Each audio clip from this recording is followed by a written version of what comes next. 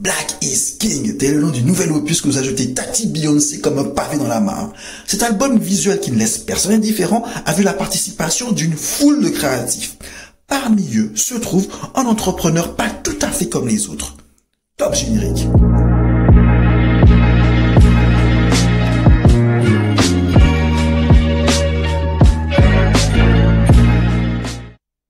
Bonjour à tous, soyez les bienvenus pour cette deuxième saison de Bad Event Stories. Pour les nouveaux venus, je me présente, je m'appelle McBride, je suis photographe et mon kiff c'est de partager mes coups de cœur photographiques à travers le décryptage de l'identité visuelle des photographes émergents.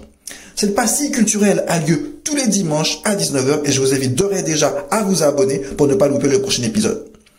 Aujourd'hui, je vais vous faire découvrir le parcours d'un Américano-Ghanéen qui pèse dans le game, à savoir monsieur Joshua Kissi. Ce nom ne vous dit pas forcément grand chose a priori, mais sachez que c'est un créatif reconnu dans le milieu de la mode et de la photo. Tout commence pour lui en 2008. Il crée un blog de mode masculine, Street Etiquette, avec son ami de lycée Travis Guns. À l'époque, ils ont 19 ans et ils veulent tout simplement influencer leur génération et laisser leur empreinte dans la mode. Et très vite, grâce à leur look décalé, très street, ils vont donner une vision complètement nouvelle de la mode masculine. Leur blog va rencontrer un succès grandissant avec plus de 50 000 visiteurs par jour et va en découler une multitude de partenariats éditoriaux avec des grandes marques telles que Nike, Canon, JQ, Complex, Vogue, j'en passe et des meilleurs. La rapide montée en popularité du blog va leur permettre de le transformer en une véritable agence marketing créative de contenu ayant pignon sur rue, mais surtout en parallèle de combler le manque de contenu dans le milieu de la mode à destination des populations noires.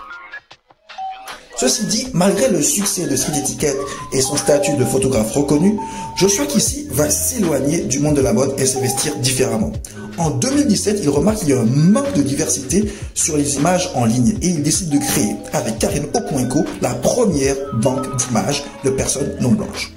Joshua Kissi a en effet à cœur de refléter la diversité des populations, mais aussi la diversité des récits, souvent négligés dans les médias traditionnels. Il veut contribuer ainsi à tordre le cou aux stéréotypes relatifs aux minorités.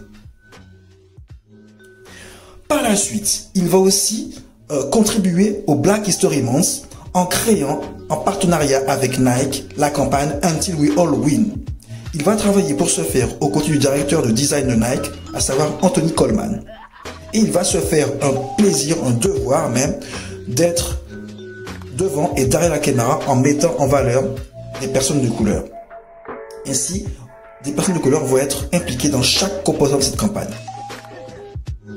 Enfin, pendant le confinement, il va créer sur Instagram Live un programme axé sur les créatifs, appelé Her Stories.